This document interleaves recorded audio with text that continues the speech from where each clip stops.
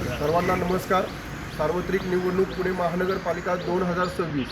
आज या प्रभाग क्रमांक 36 मधील मी एक उमेदवार अपक्ष गटाचा आहे.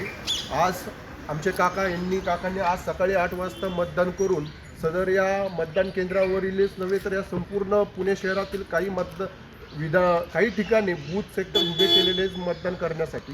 त्या मतदान करत असताना ही लोकशाहीची निशाणी आपण त्याच्यामध्ये दाखल करत असतो की जेणेकरून ही लोकशाही आपण बजावलेली आहे. ही काकांची लोकशाही सकाळी काकांनी 8 वाजता मतदान केलेलं असून ती 5च मिनिटामध्ये काकांचं जी निशाणी आहे लोकशाहीची ती निघून गेलेली आहे. या ठिकाणी सदर असं सांगण्यात नमूद येत आहे की ही लोकशाही संपवण्याचा प्रयत्न या सरकारने केलेला आहे.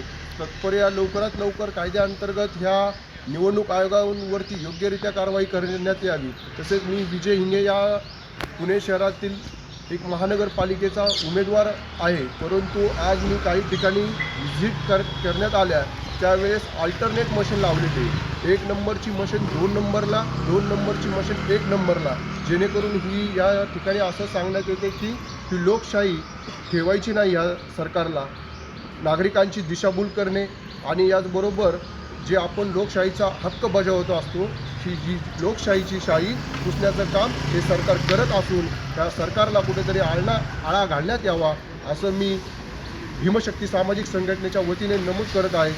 या ठिकाणी सर्वांनी लवकरात लवकर कुठेही अन्याय अत्याचार होत असेल तरी आज या निवडणुकीबाबत लोकशाहीला काळ्याचा घाला होत असेल तर तत्पर तुम्ही आमच्याशी संपर्क साधून आपण या लोकशाहीला जिवंत ठेवण्याचा प्रयत्न करूयात. काका 2 मिनिटं शब्द आपण बोलायचं. सकाळी बेसिकली 7:40 वोटिंग चालू झालं.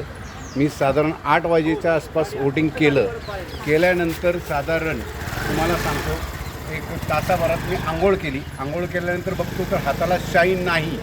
हे बरोबर नाही. मला वाटतं हे मार्कर परमनंट मार्करनी शाई लावलेली आहे. इथं शाई दिसतच नाही आहे. बघा मी मतदान केलं आहे का हे तुम्हीच सांगा.